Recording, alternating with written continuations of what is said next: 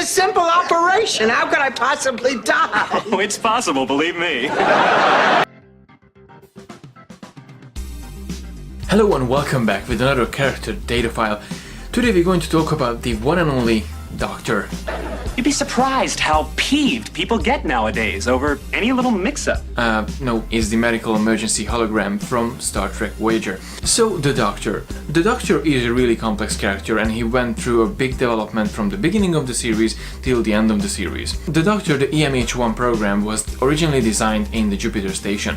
And EMH means Emergency Medical Hologram, so he was basically designed for a short-term medical assistance. In case if the Doctor is unable to treat patients, then he will be there for support the medical cases, medical issues. He was designed by Dr. Louis Zimmerman in the Jupiter station, and because he was really fond of the program, he actually created the program on his own image. Can't say I blame him. Compassionate eyes and a strong chin can go a long way.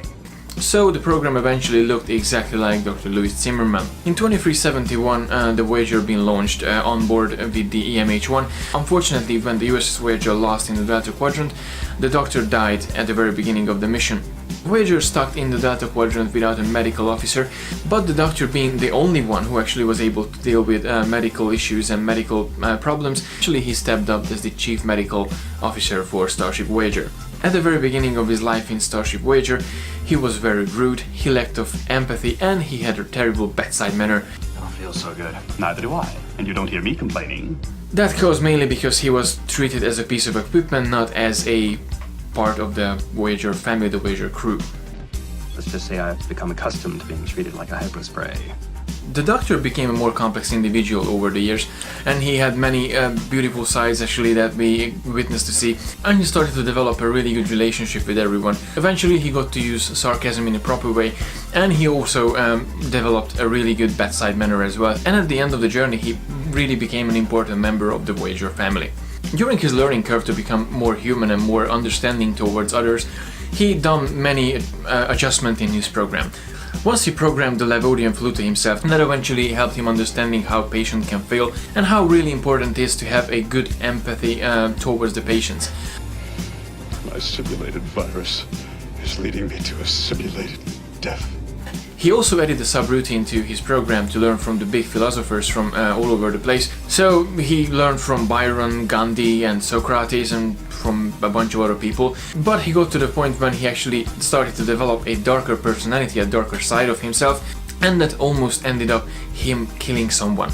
Going forward with his studies and experiments, he once created a holographic family. It was a really ideal family picture for him, a perfect wife, perfect kids, and everything was so ideal. Unfortunately, Torres and Cass had a different opinion in his family, so Torres, without the Doctor's authorization, changed the program and changed the personality profiles of these characters, and they became more real, more troubled. So the Doctor had to face with a more complex situation, not just an ideal world that he goes home and everything is so happy and so perfect and so ideal. That was a really good lesson to our Doctor, and it helped a lot in terms of personal relationships and to understand more of humanity and human relationships and how important is it that you have to adjust yourself to the others, not the others to yourself. The Doctor had one more aspect that he was really keen on, to find a name. I would like a name. He came up with multiple names over the first couple of seasons, but none of them was really a good one that actually fitted him. He had some terrible choices like Kenneth, Schmalas, Schweitzer, Van Gogh, Mozart. Eventually, in an alternative future, he called himself Joe. It took you 33 years to come up with Joe?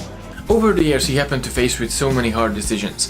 First off, after 2 years, his program started to degrade. That's mainly because he only been designed for a short service or a short period of time as an assistant, not a full-time holographic doctor. Initially, there was only one solution for the problem: to restart his program. But if they restart his program, he gonna lose every memory of the last 2 years, so he go back to basics. And the Doctor was a bit afraid because he didn't want to lose all the freedom and all the personal relationships that he actually developed ever since he been first activated. and all the memories that he actually went through and all the achievement that he actually achieved over the last 2 years. So Cass got a permission from the captain to actually try to find a different solution for the program.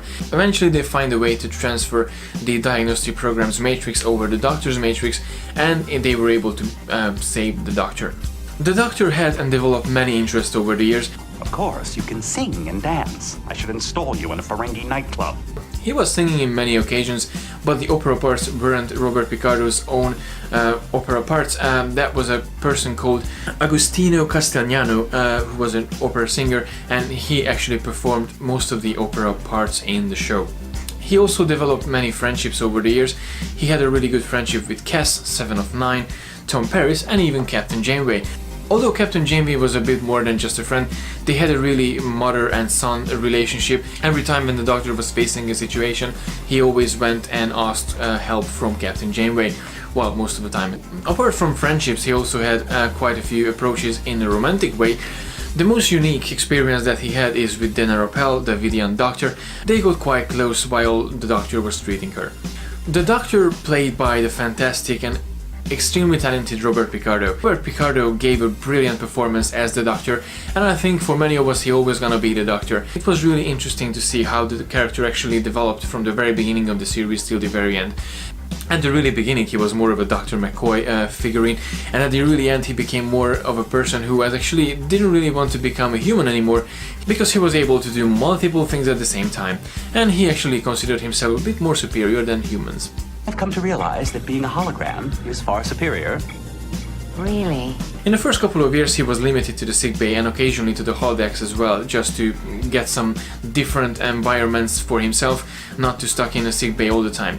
I think the character had a really interesting development in the first years when he was actually placed in the sickbay. You know, having a same environment all the time and having a person developing in that same environment is a really interesting journey actually to see in the case of the Doctor. When he got the mobilometer, the character started to grow in a different way. He had more interaction with the crew, he had more opportunity to actually go into away missions or see every piece of the ship and actually get there where he wasn't able to get at the beginning. According to an interview, Robert Picardo was supposed to get the mobilometer because that will take away this limitation from the character.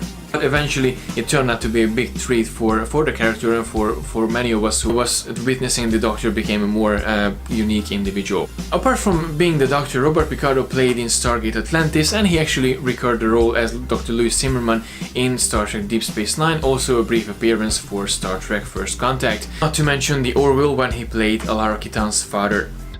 Do I look like I put on weight?